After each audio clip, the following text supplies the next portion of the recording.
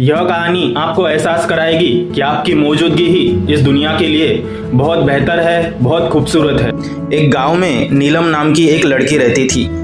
वह एक पेंटर थी, लेकिन वह कभी खुश नहीं रहती थी। उसे लगता था कि उसकी सहेलियां उससे बेहतर है। कोई बहुत सुंदर थी, कोई बहुत तेज बोलती थी और कोई बहुत अमीर थी।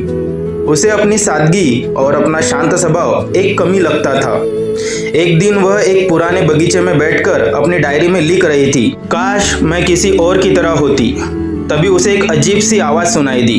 उसने देखा कि बगीचे के सारे पेड़ आपस में बात कर रहे थे और रो रहे थे। गुलाब का पौधा दुखी था क्योंकि उसके पास आम के पेड़ की तरह ऊंचाई और फल नहीं थे। आम का पेड़ दुखी था क्योंकि उसके पास गुलाब जैसी खुशबू और मखमली पंखुड़ियां नहीं थी।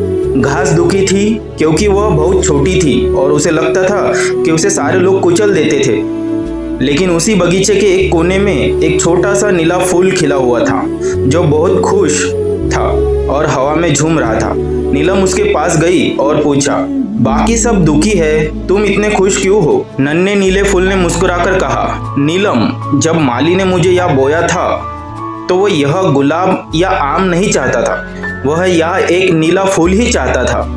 अगर उसे गुलाब ही चाहिए होता तो वह गुलाब लगाता। मुझे एहसास हुआ कि अगर मैं नहीं होता तो इस बगीचे की सुंदरता अधूरी रहती। मैं किसी और के जैसा बनने की कोशिश में अपनी खुशबू क्यों खोऊं? नीलम को अपनी गलती समझ में आ गई। उसने आईने में खुद को देखा और महसूस किया कि कुदरत ने उसे नीलम बनाया है क्योंकि दुनिया को एक नीलम की ही जरूरत थी, किसी और सहेली की नकल की नहीं। इस छोटी सी कहानी से हमें सीख मिलती है दोस्तों कि दुनिया एक बहुत बड़ा कैनवास है और हम सब इसके अलग अलग रंग है। अगर हर रंग लाल होने की कोशिश करेगा तो तस्वीर कभी पूरी नहीं होगी।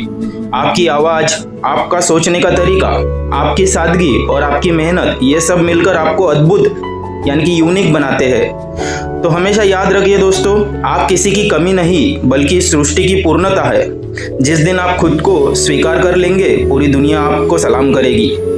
आप ओरिजिनल है और आप ओरिजिनल बनकर ही पैदा हुए। किसी और की नकल मत बनिए। हमेशा अपना बेस्ट दीजिए।